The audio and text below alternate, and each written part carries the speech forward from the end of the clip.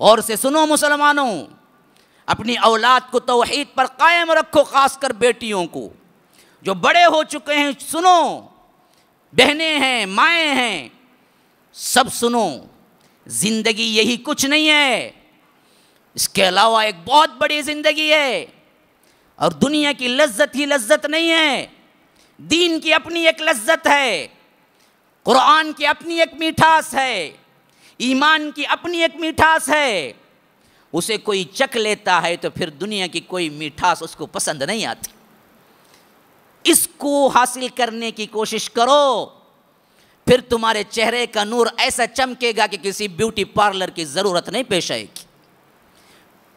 اتنا نور ہوگا چہرے کے اوپر۔ قرآن کی تلاوت میں اللہ نے نور رکھا ہے، ذکر اذکار میں اللہ نے نور رکھا ہے۔ ہاں، اماں عائشہ خوبصورت ترین تھی، فاطمہ الزہرا خوبصورت ترین تھی، ام سلمہ خوبصورت ترین تھی، صفیہ خوبصورت ترین تھی، زینب بنت جہش خوبصورت ترین تھی، زینب ابن خزیمہ خوبصورت ترین تھی۔ وہ کسی بیوٹی پارلر پہ نہیں جایا کرتی تھی، کوئی لوشن کریم ان کے پاس نہیں تھا، وہ اللہ والیاں قرآن کی تلاوت کیا کرتی تھی، وہ اللہ والیاں ذکر و اذکار میں ہوتی تھی، اس کا نور ہوتا تھا کہ وہ صدیاں بوڑھی بھی ہو جاتی تو ان کے کسی چہرے پہ ایک جھلی نہ پڑتی۔ ہاں، تمہیں چاہیے نا نور، یہ بیوٹی پارلروں سے نہیں ملتا، یہ اللہ تبارک و تعالیٰ کی کتاب سے ملتا ہے،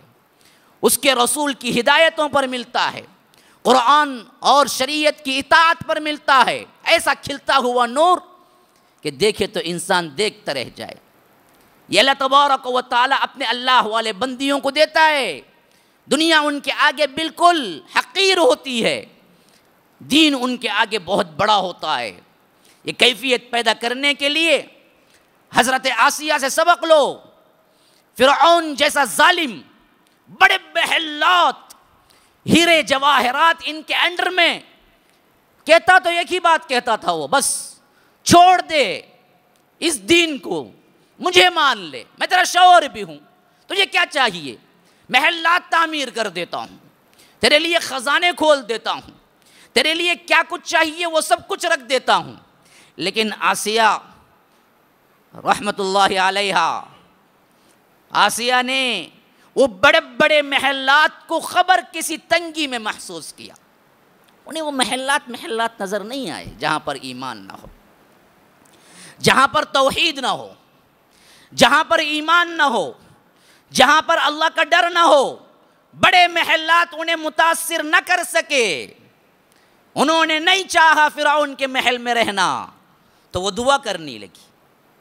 وہ دعا اللہ نے ریکارڈ کر دی قیامت تک کے لیے، رب ابن لی عندک بیتا فی الجنہ، اللہ یہ فرعون کا محل مجھے نہیں چاہیے، ہیرے جواہرات سے بھرا ہوا مجھے نہیں چاہیے۔ ہماری کوئی عورت ہوتی کتنی خوش ہوتی، میرا شوہر دریائے نیل کا مالک، مصر کا مالک، نہیں، انہوں نے کہا کہ اللہ یہ نہیں چاہیے مجھے تو ایک گھر چاہیے جو میرے جنت میں بن جائے، رب ابن لی عندک بیتا فی الجنہ، جنت میں میرے لیے ایک خوبصورت گھر بنا دینا۔ اس فرعون کے گھر پہ میں لات مارتی، اس محل پہ میں لات مارتی، مجھے کوئی ضرورت نہیں اس کی، اس کے خزانوں کو میں حقیر سمجھتی ہوں، کوئی چیز ضرورت نہیں مجھے اے اللہ تو قبول کر لے، مجھے جنت میں دے دے، عندک بیتا فی الجنہ ونجنی من فرعون وعملہ ونجنی من القوم الظالمین،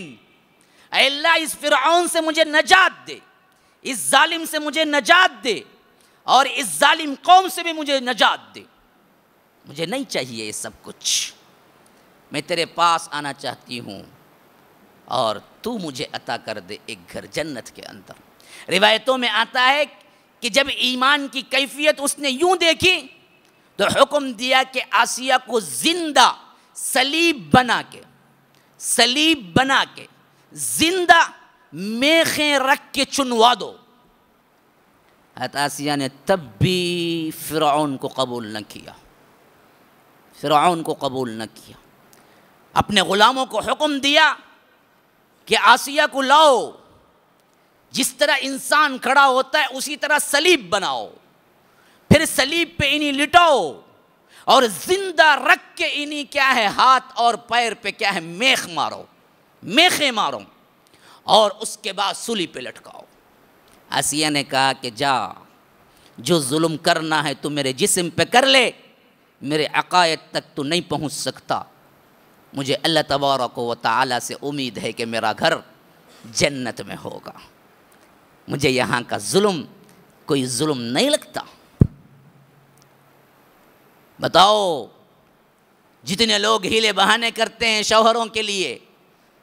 دین سے نکل جانا چاہتے ہیں، عبادتوں سے نکل جانا چاہتے ہیں، بتاؤ کیا فرعون سے بڑا بھی کوئی ظالم ہو سکتا ہے؟